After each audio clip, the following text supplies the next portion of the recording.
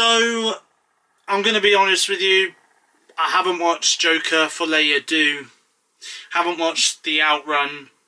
I'm pretty certain there was another movie as well that I was supposed to watch this week, but I didn't get time to see it. Was there another one? I'm not too sure. Oh crap, what was the other one I was thinking of? There was another one. I'm pretty certain there was another one that I was thinking of, which I was meant to watch this week, but I didn't. And do you want to know something? I'm going to be honest with you now. Joker for Leia Do, I'm not going to be able to watch in the next week. And the same goes for The Outrun neither. And given the fact that The Outrun is coming towards the end of its theatrical run, I'm going to have to wait until that comes out on streaming to watch that one. Hopefully it comes out within the next month or so. And then I'll be able to give you my thoughts and opinions on that one. And Joker for Leia Do, I'm not sure if I'll be able to catch it. Actually, I won't be able to catch it the week after neither. So, looks like both movies I may have to watch on streaming for now. But anyway, listen. There is some movies that I have watched this week, and one of them does feature a clown. A killer clown, to be precise. Anyway, without further ado, this is this week's episode of Steve's Movie Wrap-Up. Let's see what movies I have been watching and reviewing this week. You're watching Steve's Movie Wrap-Up, episode 49, right here on my YouTube channel, SteveOfficial. The first movie you'll be reviewing in this episode is Terrifier 3. I just realised there's 12 movies for me to get through this week, but the first one that I have seen this week is Terrifier 3, which, by the way, I gave 4 stars over on Letterboxd. I told you there was one that was a killer clown involved. But 5 years after surviving Art the Clown's Halloween massacre, Sienna and Jonathan are still struggling to rebuild their shattered lives. As the holiday season approaches, they try to embrace the Christmas spirit and leave the horrors of the past behind. But just when they think they're safe, Art returns, determined to turn their holiday cheer into a new nightmare. The festive season quickly unravels as Art unleashes his twisted brand of terror, proving that no holiday is safe. Now, I'm going to be honest, I do love a Christmas-themed horror movie. What is supposed to be the happiest time of the year can also be the deadliest time of the year in the world of horror, and Terrifier 3 happens to prove this. I literally could now go on and talk about this film for the next 6 hours, but sadly for me, I don't have 6 hours to discuss and talk about this movie, so I will try my best to wrap this review up in the space of around about 3 minutes. Art the Clown is back, and this time he isn't terrorising Halloween like he did in the previous 2 entries of the franchise. He is terrorising Christmas and making sure that nobody has a happy Christmas, and safe to say that he does succeed in doing that. But that being said, Art the Clown has now got a huge following from the horror community out there. He has become one of those horror icons alongside the likes of Pennywise from Stephen King's It movies and novels, Michael Myers from the Halloween franchise, Jason Voorhees from the Friday the 13th franchise, and Freddy Krueger from the Nightmare on Elm Street franchise too. And you can also count Ghostface from the Scream franchise and Chucky from the Chucky franchise in there as well if you really want to. The kills in this are really gory as expected, and I do also appreciate how inventive the kills are in this as well.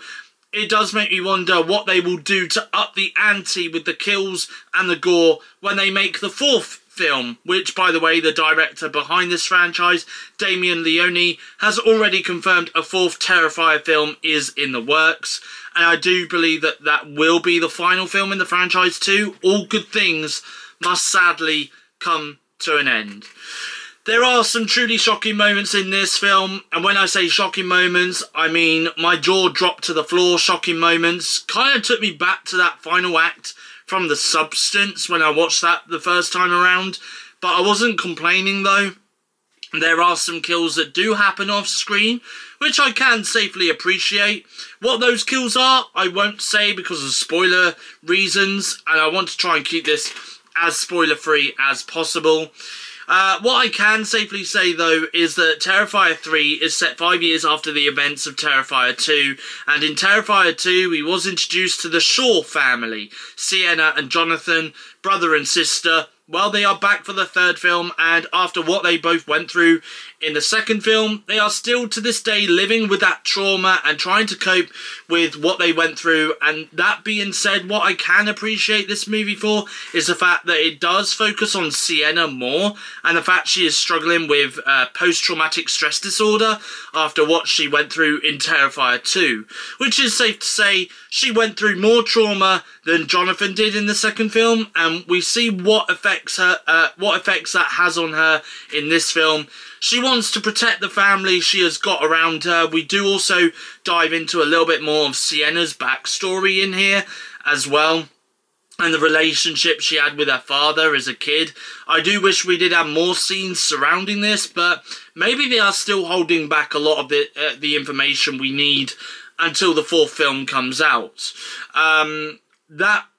When I am hoping everything gets tied up in a neat bow tie and we have no more questions left to be answered about Art the Clown or Sienna or any other character for that matter. As for the running time, well, the first Terrifier movie clocked in at 1 hour 30 minutes, Terrifier 2 clocked in at 2 hours and 20 minutes, and now Terrifier 3 clocked in at 2 hours and 5 minutes. That's 15 minutes shaved off from the second movie. But that being said, Damien Leone is open for there to be an extended cut for the movie, as he did cut several scenes out for this movie due to the running time. And I am open to seeing an extended cut of Terrifier 3. I will say that Lauren Levera is a great final girl, with a lot of people putting her up there as one of the best final girls since Neve Campbell, who plays Sidney Prescott in the Scream franchise, and Jamie Lee Curtis, who plays Laurie Strode in the Halloween franchise. I do agree that Lauren Levera, who plays Sienna Shaw, is one badass final girl in this franchise. I did also find the David Howard Thornton, who plays the sadistic serial killer Art the Clown, as always did a great job portraying the role. And sometimes, despite all the gore and horror his character brings to the movie, there are some humorous moments that he does in the film too. Also, can we take a moment to appreciate Samantha Scafidi, who plays Vicky in this movie? She was so creepy, but yeah, I absolutely loved her performance in this, playing a more prominent role again, like she did in the first one. She was more absent in the second one until towards the end of the film. And also there is a scene in this movie where her character Vicky uses a tool while Art is killing someone. I found that to be rather strange, and it did freak me out a little. When you see the scene in question, you'll know what I mean by that. In Terrifier 3, is Terrifier 3 gonna be a movie that I will rewatch again? Safe to say it will be, especially if this does get released on digital in time for the holiday season. Given the fact the movie was released in cinemas in October, I can't see why they won't release this on digital or physical media in time for the holiday season, especially when the movie is Christmas themed. Also, can we appreciate the fact that here in the UK, Terrifier 3 is the first Terrifier movie to be shown on the big screen in the cinema. Yeah, we had the Terrifier double bill in cinemas a few weeks back now, but I appreciate seeing this film on the big screen, as when Terrifier 2 came out in 2022, I had to wait for it to be on digital before I could watch it. So seeing this one on the big screen first before seeing it on digital makes me appreciate this movie even more. And finally, is this a film I would recommend the horror community to watch? I mean, if you haven't seen the Terrifier movies and you love horrors, then what are you waiting for? Watch the first two now and go and see the third one in cinemas, because honestly, these are gory. The kills go so damn hard, and I always love seeing Art the Clown get up to mischief in these films, so I definitely would recommend these films, not just Terrifier 3, but the other Terrifier movies to people within the horror community who haven't seen them, so long as they don't mind extreme or excessive gore, like the Saw franchise, for example. But Terrifier 3 is now showing in cinemas and in theatres worldwide. Mr. Croquette. So, Mr. Croquette was the next film that I have seen this week, which I gave 3 stars over on Letterboxd. A single mother thinks she's found the key to calming her child down, a VHS copy of a strange children's program named Mr. Croquette's World. However, a darker, bloodier secret waits to invade their home from inside the tape. I am going to be honest here, Mr. Croquette is the thing that I've always had nightmares about, especially when I was a child. I would always have these kind of nightmares where certain things would pop out from the TV screen to maybe come and get me. This may have also had some or a little inspiration from the movie The Ring, where the girl pops out of the TV in that rather iconic scene that has gone down in history. But safe to say, now my nightmares of things jumping out of the TV screen may return to me again after seeing this movie. I can say though, I did actually enjoy this movie a lot, which I was rather surprised by. Mr. Croquette does have the running time of 1 hour 27 minutes, and it does manage to keep the viewers engaged and intrigued to see what happens next. There is one death in here which I thought was such a gnarly kill, but at the same time awesome. All I am going to say is I'm never going to see Bubbles the same way ever again. This does have some rather good visuals in here, and I will also say that the acting performances, especially from the guy who plays Mr. Croquette himself, all did a great job in the roles that they played in this movie, genuinely making this one of the scariest films that you will see this spooky season for sure. I know that this film probably is one of those more smaller budget horror movies, but even the practical effects in here were well designed and rather good to see. It does kind of make me wonder, without spoiling the ending, whether they have left this so that the film could potentially return for a sequel in the near future.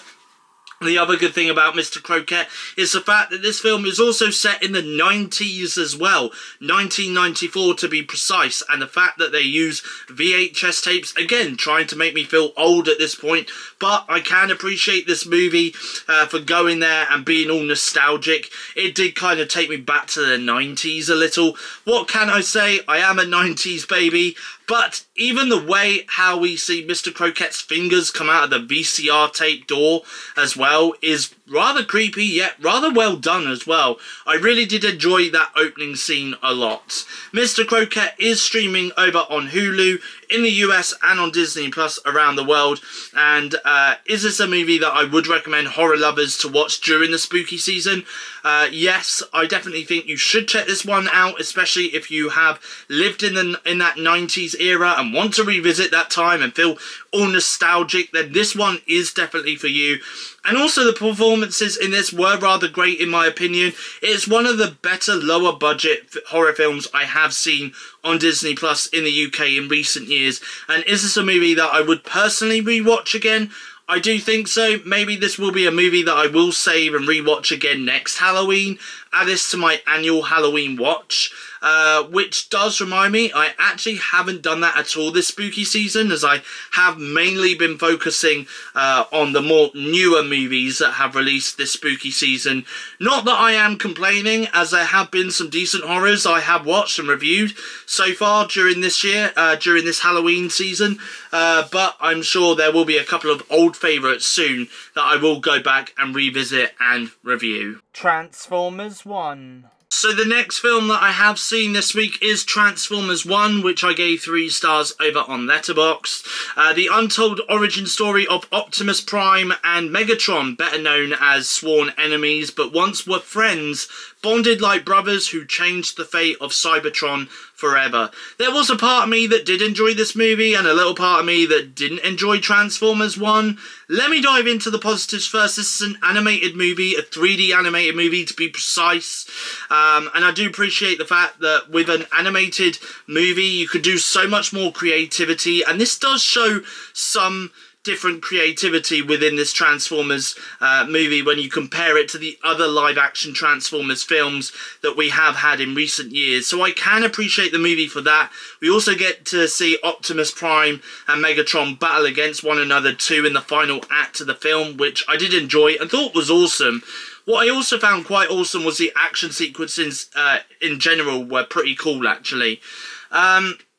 One final thing that I will say about Transformers 1, well actually 2 or 3 things here is firstly the animation. I know I did discuss it briefly, but there are some scenes in here which were really well animated and looked visually stunning on screen. You do also have a stellar voice cast in this movie with Chris Hemsworth, Scarlett Johansson, Brian Tyree Henry, Keegan-Michael Key, John Hamm and Lawrence Fishburne all lending their voices in this movie. And finally, the other positive that I can give to Transformers 1 is the music scoring, particularly in the final act. I thought it was getting more and more dramatic and did at times feel cinematic to watch. Now on to the negatives, because yes, there are some great things that I did enjoy about this movie, but some moments that I didn't enjoy. Some of the jokes in this film, while funny at first, I did feel were a tad overused at times, and they then started to become more repetitive and silly. The movie does have a running time of 1 hour and 44 minutes, and sometimes throughout watching this film, I was checking my phone to see how long the movie had left. I think also it didn't help the fact that I did find the overall story to be bland. It wasn't boring by any means, it just felt rather bland, and I wish that they had slightly a bit more to chew on in terms of story. I think if they had slightly better story, much interesting, and maybe more backstory, just a tad more backstory, not too much, maybe I would have loved this movie more and gave it a higher star rating than I did. I do have a feeling though, because this had done rather well at the box office, at least in the US it has anyways, not sure about the UK, but there might be a plan in place for there to be more animated Transformers movies in the future, which I will be happy to watch and review and talk about my thoughts on, but as long as the story is a bit better and will keep me interested for an hour and 30 minutes to 2 hours, then sure, I will give another Transformers movie a watch. Is this a movie I would recommend people to go and watch at the cinema? Yeah, sure, definitely. Especially if you have seen the live-action Transformers movies, I would say give this a watch, because this one is slightly better, in my opinion, than the live-action Transformers movies. And is this a movie I can see myself buying and keeping on digital when it does get released on digital platforms later this year? I do think so, because as for it being an animated movie, it was watchable, even if it is something that you do just have on in the background. But for now though, Transformers 1 is now showing in cinemas and theatres around the world. Stream. So the next film that I have seen this week is Stream, which I gave 2.5 stars over on Letterboxd. As the Keenans try to bring their family closer together, they unwittingly enter themselves into a game of life or death, with 4 deranged killers patrolling the halls of their hotel and competing for the most creative kills. The odds are definitely stacked against them. So Stream was made by the same people behind the Terrifier movies, and I have got to be honest here, I did find this one to be more low budget, but still have the same level gore in some ways that we see we first see in the Terrifier movie, the first one that came out in 2016, I guess you could say. Also, let's just appreciate some of the cast members that we have in here. We have a horror legend in the form of Tony Todd, who played Candyman 32 years ago. He shows up in this movie. Danielle Harris also stars in this movie. David Howard Thornton, you know, the actor that plays Art the Clown in the Terrifier movies, he appears in this film too. I think it's safe to say he is quite recognisable, even though he has a mask over his face, but it's the way he uses his body motions and hands. He kind of acts like Art a little bit in this, except he's wearing a mask and not having any clown makeup on. You also have Tim Curry, who stars in Stream, making a cameo appearance, but when? You'll have to see this movie to find out when. And you also have Jeffrey Combs in this movie too, playing the villain slash the bad guy. As mentioned, this film is quite gory, and the kills, I would say, are quite inventive and are crazy. There is one scene where 2 of the players slash killers are literally playing noughts and crosses on the torso of one of the male victims involved in this game. And they are literally playing noughts and crosses on his torso while he is still alive. There's also another scene where someone has their eye stabbed out of their body using an analog stick on an arcade machine. I won't look at analog sticks on arcade machines in the same way ever again now, by the way. The film does have a couple of twists and turns in here, which some fans will enjoy and appreciate for sure. There is a credit scene in here, which I feel as though lasts about 5 minutes. That's roughly around the same time as the mid-credit scene is for Terrifier 2. The film does have a running time of 2 hours and 3 minutes, and I don't think it did outstay its welcome at any point. The film did keep me intrigued to know what happens next with the characters involved, and did keep me interested and engaged too. Is this a film that I would happily rewatch again? I do think so. And is this a film that I would recommend horror fans to watch? Definitely.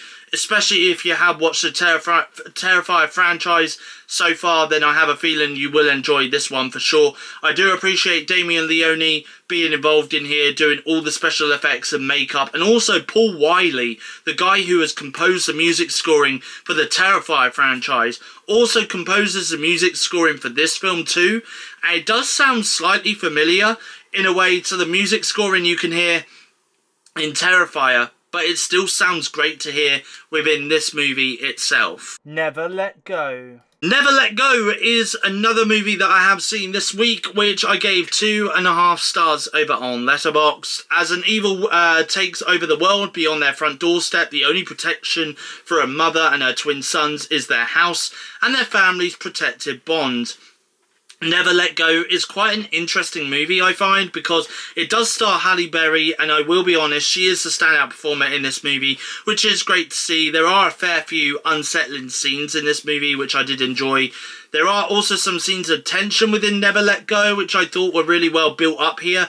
This film will leave you to question Halle Berry's character and whether she is just being a protective mother of her 2 children, or overly protective mother, or whether she is insane / crazy and is actually quite the abusive mother towards her 2 children. I'll leave you all to argue about that one, but there are also a few jump scares, and I will admit now, the first jump scare in Never Let Go did indeed get me for sure. I wasn't expecting it at all. It almost came out of nowhere. I will be honest here, while the first 2 acts were rather strong and watchable, actually kept me engaged within the movie, I feel as though by the time you get to the 3rd act, and even the final act for that matter, you kind of get the sense as to, you know, where this movie is going and how it's going to end. And the movie is a little bit predictable at that point. You see, this movie gives out that message that our home is our safe space, which is true. And for the majority of the time, nothing bad can happen to you when you're in your own home, in your safe space. But could you just imagine if we all lived in a world right now where we all wanted to stay connected to our safe spaces, our homes, by holding on to a piece of rope and not letting go of it? I mean, firstly, that would be such a nightmare in itself, but secondly, we would be tripping over other people's ropes they are holding on to. Thirdly, I'm sure at some point we would be confused which rope leads to where, and we would end up being at somebody else's home instead of our own homes. But anyway, the movie does have a running time of 1 hour and 41 minutes, and for me, it didn't outstay its welcome at any point. It needed to tell the story it wanted to tell. I respect the movie for doing that. I did think that this was a decent, watchable movie that I would recommend people to watch during the spooky season for sure. And I am sure that this is a film I would be happy to revisit again at some point in the future. Apartment 7A. So, I have seen Apartment 7A, which I have given 2.5 stars over on Letterboxd. A struggling young dancer finds herself drawn in by the dark forces when a peculiar, well-connected older couple promise her a shot at fame. Apartment 7A has been out for the last couple of weeks globally on the streaming service Paramount+, and from my understanding, it is a prequel based on the rather popular horror movie Rosemary's Baby, a horror movie which I haven't seen before. Out of all the horrors I have seen over the years, Rosemary's Baby is one I haven't watched, so don't be too surprised if that is one movie I do end up watching and reviewing at some point in the near future. That being said though, Apartment 7A does have some recognisable faces. Some of them some people may recognise from Rosemary's Baby, from my understanding anyways, as this movie does star Julia Garner, Diane West and Kevin McNally. The movie does also have a running time of 1 hour and 44 minutes. There are some elements of horror in here, which horror fans can love and appreciate about this movie, but this does more, for me, lean into the drama genre. I don't know whether Rosemary's Baby also follows this formula or not. I'm not too sure. As mentioned, I've never seen that movie before. But what I do love about this is the fact that this is a prequel to Rosemary's Baby, so technically you don't need to have seen Rosemary's Baby to understand the events that take place in this movie. Will this be one that I would recommend horror lovers to watch during the spooky season? I do reckon it is worth a watch, but don't go expecting too much gore or horror in this compared to other movies I reviewed more recently. And could I end up seeing this one again, or watch this one again first, then watch Rosemary's Baby straight after as a double feature? I definitely do think so. So yeah, I definitely do think so. Rosemary's Baby, and also as well Apartment 7A is now streaming on Paramount Plus globally, and it is also available to buy and keep on digital platforms as well. The Killer's Game. So the next film that I have seen this week is The Killer's Game, which I gave 2 stars over on Letterboxd. When top hitman Joe Flood is diagnosed with a terminal illness, he decides to take matters into his own hands by taking a hit out on himself. But when the very hitmen he hired also target his ex-girlfriend, he must fend off an army of assassin colleagues and win back the love of his life before it's too late. I will be honest here, I have been holding off watching this one for the last couple of weeks, but I have decided to give The Killer's Game a watch. And what did I think of this? Well, there was some elements that I did enjoy to this movie, and some elements which sadly I didn't enjoy too much about this movie. Let's jump into the positives first, and can I say that I do appreciate the casting that we did have for this movie, as we had the likes of Dave Bautista, Alex Kingston, Sophia Boutella, Terry Crews and Pom Klementieff all star in this movie. By the way, for the Marvel fans out there, Dave and Pom starred alongside each other as Drax and Mantis, respectively, in the Marvel Guardians of the Galaxy movies. So there's a fun fact for you all. The movie does have a running time of 1 hour and 46 minutes, and for me, it did at times feel like its running time. The film does feel like a slight drag. Maybe they could have shaved off 15 minutes of this movie, made it 90 minutes, an hour and a half, and I think this would have worked a lot better. The film does, however, feel like it was made on a cheap budget, or most of the budget for the film went on the all-star cast that we have in here, because yes, we do have some recognisable faces, some household names, if you will, but as for the action sequences, while they weren't too bad, but the blood in this, they didn't use fake blood. Instead, they used CGI blood, and the film itself just feels quite cheap at times, which made me feel less interested to watch this, unfortunately. Is this a movie I reckon I will watch again at some point? Maybe if I was in the mood to see an action film that has some decent action sequences in it and an all-star cast, then maybe I could see myself giving this a rewatch, but I don't think I would rush to see this one again. But I still do recommend this movie, especially to anyone who does appreciate Dave Bautista's acting range, because it is fairly moderate / decent in this movie. Last Straw. The next film that I have seen this week is The Last Straw, which I gave 2 stars over on Letterboxd. A rural roadside diner becomes the host of a maniacal killing spree, leaving a young waitress to clean up the mess after hard-headed Nancy fires the staff at her dad's diner. She decides to cover the last shift of the night by herself. Little does she know, she is far from alone. The day is coming back to haunt her, and when things begin to spiral out of control, she must fight for her life over the course of one long night. I will be honest here, in this review for Last Straw, there was a part of me that did enjoy this movie, and some moments which I did find funny and snigger at times. But then there was also times in this movie where I found Last Straw to be rather confusing and head-scratching a little. The movie does have a running time of around 1 hour and 22 minutes, so it is a fairly short movie, and part of me does kind of wish that this film was a tad longer. Maybe if this movie was 1 hour and 50 minutes, it would have been a lot better, and the story itself wouldn't have been too messy.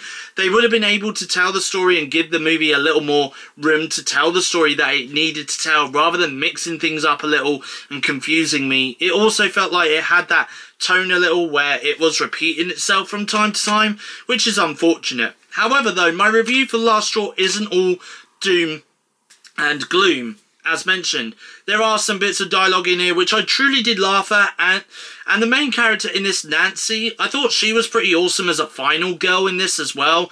I don't know whether this movie could go on to make a sequel. It does feel like one of those low-budget horror/thriller movies, and this movie was also put straight to digital streaming, so wouldn't be surprised if this doesn't end up getting a sequel. But nonetheless, though, I did still somewhat enjoy this movie, and it did keep me engaged throughout. I will also say that this did have some good use of fake blood, but there wasn't any gore though. A couple of action sequences here and there, but nothing too major though. Would Last Straw be a movie that I would happily rewatch again? I do think so, yes. And is this a movie that I would buy and keep at some point in the near future on digital platforms? I do think so, but again, I don't think I would rush to buy and keep this movie though. I will definitely revisit this one again in the future.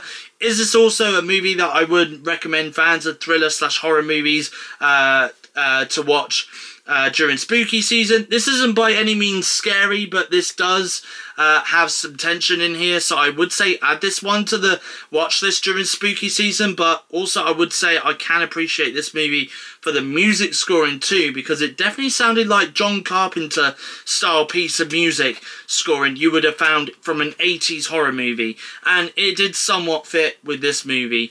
But Last Straw is available to buy and rent right now over on digital platforms. Hellhole. So the next movie that I have seen this week is Hellhole, which I gave 1.5 stars over on Letterboxd. Far away in the desolate Serbian wilderness, a US-led fracking crew uncover a dormant monster gestating inside a centuries-old French soldier. Now awakened and exposed in its most dangerously fragile state, it tears through the men on the grounds in search of a new womb. Let me put it to you this way. What if John Carpenter's The Thing was made in 2024, and instead of using the practical effects in The Thing, they used CGI for everything? Well, that is basically what you get with Hellhole, which is a movie that has been available to stream over on the horror streaming service Shudder.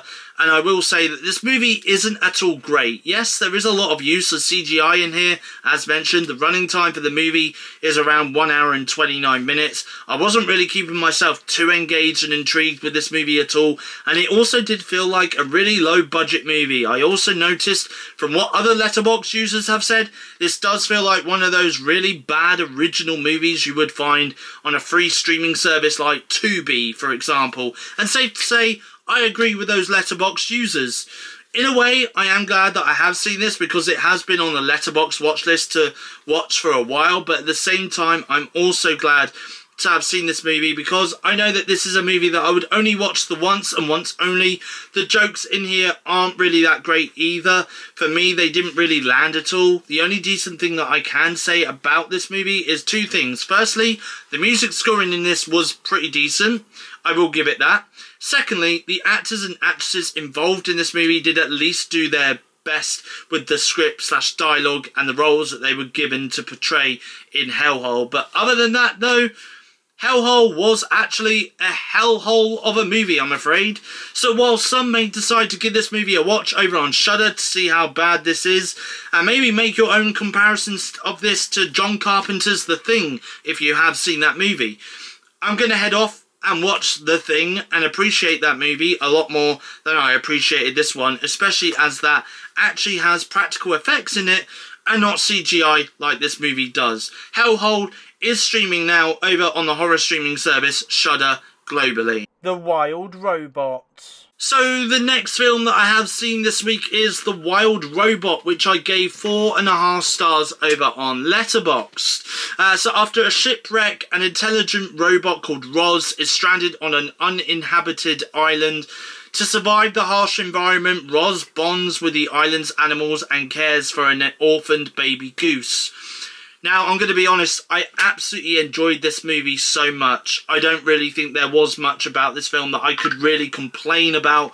I know there's a few dark jokes in here which adults will understand, and kids who are too young seeing this won't understand. Excuse me, so sorry I just burped them. But that being said, despite the fact that I haven't seen Inside Out 2 just yet, review for that is going to be coming in the next month, I will say that The Wild Robot is easily one of my favourite animated movies to be to be released in 2024. I do think that the way how DreamWorks does its animation now is so stylistic in a way that no other animated studios are doing it right now. The best way to describe this movie isn't just fantastic and really well animated, but the story in itself is rather wholesome. It's about becoming a parent, or in Roz's case, becoming a mother and learning how to do things as a parent. Yes, she might be bringing up a different kind of species, not a robot, but she's bringing up a goose and not a baby robot. But it's the way she learns what the goose needs to do in order to survive. But then she also has that aspect as to what her purpose really is when that goose has grown up and flown from its nest, which I'm sure in reality that is how a parent does feel when their kid has grown up and flown from their nest. They begin to question what their purpose in life is now after watching their kid grow for like 18 to 20 odd years. I think that this movie deserves to be seen on the big screen for sure. I know that it has recently been released on digital platforms in the US, and I'm sure it will soon be available to watch at home on digital platforms here in the UK as well. But this is definitely a movie that I would happily watch again, and this is definitely a movie that I would recommend for anyone at any age to watch, because regardless, I feel as though you will get as much enjoyment out of this movie as I did. And given the fact that that kids will be breaking up from school within the next week or so here in the UK for their 1 week October half term, I definitely do recommend families out there to go and give this movie a watch with their kids during the half term in cinemas for sure. You do have a stellar of a voice cast in here too, which I hardly recognised any of the voices in this, which surprised me, because sometimes when it comes to these animated movies you do recognise the voices behind the characters straight away, but when the credits began to roll and I saw who was voicing these characters, I was stunned.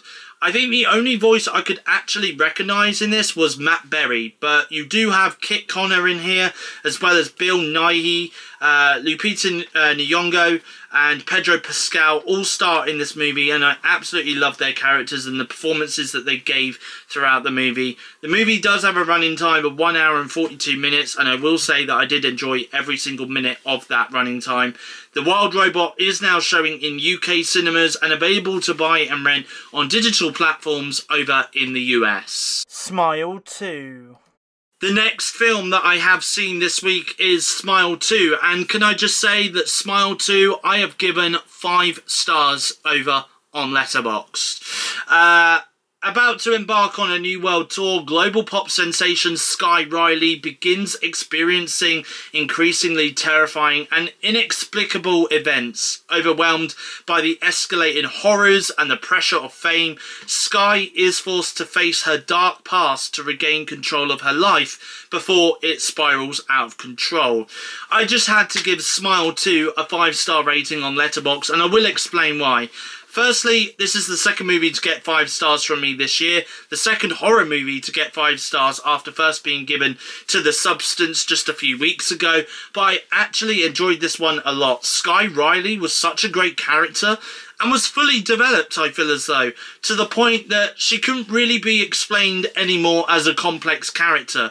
But that being said, following the recent news of Liam Payne's passing, and we have seen other musicians struggle with drugs in the past, we do get to briefly explore that in here. One of the writers, I believe, for this movie did say that in order to do Sky's story with drugs properly, they had to look at various sources from the likes of Amy Winehouse, Whitney Houston and Britney Spears, whether that be memoirs or documentaries. They sat through and looked at all this stuff to get the research they needed to help build Sky Riley as this complex character. And I will also say that the actress who portrays Sky Riley in this, Naomi Scott, did a really great performance. She was, for me, the standout performer in here. You do have some elements of body horror in here, which is also bizarre because the last film I gave 5 stars to, The Substance, had a lot of body horror, but towards the end of the film, this did have some body horror, which made me feel a little unease. If I was to be asked which movie did I like best, Smile or Smile 2, I would have said Smile 2. Is this the sequel that we necessarily needed? I don't think so, and I don't think this is a sequel I wanted either, but we got it, and it was even better than the original. Definitely for me, this will be a movie where if someone asked me, name a movie sequel that was better than the original, I will say Smile 2 for certain. I did also enjoy performances from Carl Gallner in this, as well as Ray Nicholson, who makes a brief appearance, and you will recognise his smile from somewhere. If you have seen The Shining before, then you will recognise Ray Nicholson's smile from that movie, because not that he appears in The Shining, but his father, Jack Nicholson, does. And can we please have Ray Nicholson in more horrors going forward, please? As for the blood and gore, I did find this one to have a bit more gore than the first film from what I remember. I have seen the first one, I think either twice or 3 times. I will also say the use of the upside down shots from the exteriors and stuff, I thought were amazingly shot too. If someone was to ask me out of the 2 movies I've given 5 stars to so far this year, The Substance and Smile 2, which one is better? I couldn't possibly nail it down to which one is better because they are both so good in their own unique way. I would be happy to see a 3rd Smile movie and see where they take the franchise next, but they have also said that there could be some spin-off movies in the pipeline in the future as well, which would be rather interesting to see, so we will wait and see what happens with that. The ending did get a little confusing, as one moment Sky was in one place and then the final scene she was in another place, so it made me wonder and question whether the place she was in first was all a dream sequence or the place she was in within the final scene was a dream sequence. I have no idea, and that probably doesn't make any sense neither, but I am doing my best to avoid spoilers in this review. Is this a movie that I would recommend watching during spooky season? Yes, definitely. Is this a movie I will be buying and keeping on digital when it does get released?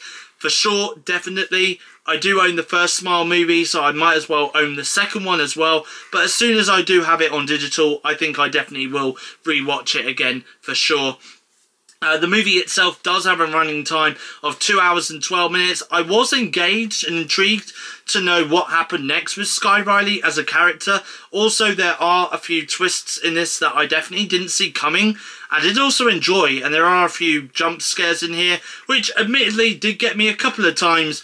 And during those jump scares, there are some blink and you'll miss it moments too. But Smile 2 is now showing in cinemas and theatres worldwide. Woman of the Hour. And we are at the final movie of the week. I've watched 12 movies this week, and I've had so much to say on each movie. But we're at the final one for this week, which is Woman of the Hour, which I gave 3 stars over on Letterboxd. In 1970s Los Angeles, as a wave of murders makes headlines, a young woman aspiring to become an actress and a serial killer cross paths during an episode of a dating show. So Woman of the Hour is a movie that I have been looking forward to watching since the trailer first got released a couple of months ago, and also since I found out it was premiering at a festival, and it got rave reviews at a movie festival earlier in the summer, and safe to say I can see why critics were giving it the rave reviews. Anna Kendrick stars in this movie, but not only that, she's also the director behind Woman of the Hour. Woman of the Hour is her directorial debut, and I will say that as her directorial debut, she did a standout job with directing this movie as well as starring in the movie as well. It's always funny to me when an actor or actress goes into directing but stars in their own movie. It's like, do they yell cut on set as they make a mistake and give themselves some advice? There's a few people who have made directorial debuts in their movies that I have seen this year in 2024, and safe to say, while they are all good and unique in their own way, Woman of the Hour is up there along with those movies as being unique. I found the story, which is based on a true story by the way, to be rather unsettling and unnerving at times. I enjoyed the tension in this, and also seeing all the flashbacks of the serial killer's backstory, as well as seeing the events unfold in the present day of this woman who appears on this dating show in the 70s and ends up picking the guy that the audience at home wouldn't want her to pick, knowing he's a serial killer. And when I mean audience, I mean the people watching the movie at home. But the movie does have a running time of 1 hour and 35 minutes, and I did find the story to be told in a neat way in the space of that running time. I can't wait to see what Anna Kendrick does next, either as a director or as an actress. Woman of the Hour is now available to stream globally on the streaming service Netflix. Do you want to know something? Just looking back on Woman of the Hour first, and obviously there was like a lot of people reviewing Woman of the Hour at movie festivals earlier in the summer and stuff. I genuinely do believe that there is actually some public movie festivals that tend to normally take place in London. I think there's actually a movie festival coming up, I think either in the next week or so, or it's been going on this past week. Again, it's been happening in London. Do you want to know something? I do feel as though next year, 2025, I'm going to try and see if maybe I can go to London and go to a movie festival in London, because honestly, a guy like me who absolutely loves his movies, and it doesn't matter whether it's an animated movie, whether it's horror, whether it's comedy, a little bit of a thriller, you know, like those kind of movies, I do have so much enjoyment like reviewing them and talking about them, etc, etc. And I just feel as though, you know, a film festival would technically just be like my world. You know, like literally would just be my world. And, you know, obviously you get to meet people who love movies just like I do, and converse with them and get their thoughts on movies, and they can have my thoughts on the films and stuff. Like, you know, I might as well. Like literally, I'd love to do that. So maybe 2025 will be the year that I go and do that. Oh, and one final thing as well. Earlier I was speaking about Terrifier 3, and I was saying how Terrifier 4 is in the works. Damien Leone has actually spoken over the last week about Terrifier 4 being split into 2 movies because of the running time, etc. He now understands that fans don't really enjoy a 2.5-hour horror movie. To be honest with you, I didn't have a problem with Terrifier 2 being 2 hours and 20 minutes. I'm just saying, I enjoyed every minute of it, okay? And I'd be happy if Damien Leone did Terrifier 4 and it was 2.5 hours, I'd still watch it. You know, for me, it's not too long at all. As long as the story keeps going, you know, and there's a good pace within the film, I'd be happy to watch it. But anyway, he has now stated that he doesn't think he'll make Terrifier 4 a 2-hour movie, probably about a 90-minute movie. So he said maybe he could see himself doing 1 or 2 more Terrifier movies. So we could end up seeing Terrifier 5 being made in the future at some point. And then he feels as though at that point he may be done with the Terrifier franchise and he'll move on and do other projects, which is understandable, I guess. You know, I do feel as though maybe there should be another Terrifier movie after number 4, because I feel as though if you're about to tell the story and try and wrap everything up in the space of 1 hour and a half, I feel as though that's just a massive rush. So I feel as though splitting it into 2 movies and making Terrifier 5 the last film that you do in the franchise is understandable, especially if we get all the questions answered within those 2 movies. So there we go. But anyway, look, I've run out of time. I've spoken so much about films in this episode. So a massive thank you for watching. If you have enjoyed this video, then please give it a thumbs up. Leave a comment in the comment section down below as always, and feel free to let me know what movies you've been watching this week, regardless whether it's on streaming, whether it's in cinemas, whether it's old, whether it's new, whether it's on Blu-ray, DVD, or even if you're as old as me or even older, then VHS. Let me know in the comment section down below. And as always, if you are new around here and you like what you see, then feel free to hit that subscribe button down below to become a Stevo. So anyway, your next YouTube video will be out tomorrow, Monday the 21st of October 2024 at 4 PM UK time, where I'll be releasing my next episode of Steve's weekly vlog. So feel free to check that out then when that gets released. My battery on my camera is about to die because I've been talking too long about movies that I've watched this week. So I'm going to head off, edit this video and get it released for you guys to watch. So from me, goodbye. Thank you for watching. I'll see you guys again in my next YouTube video.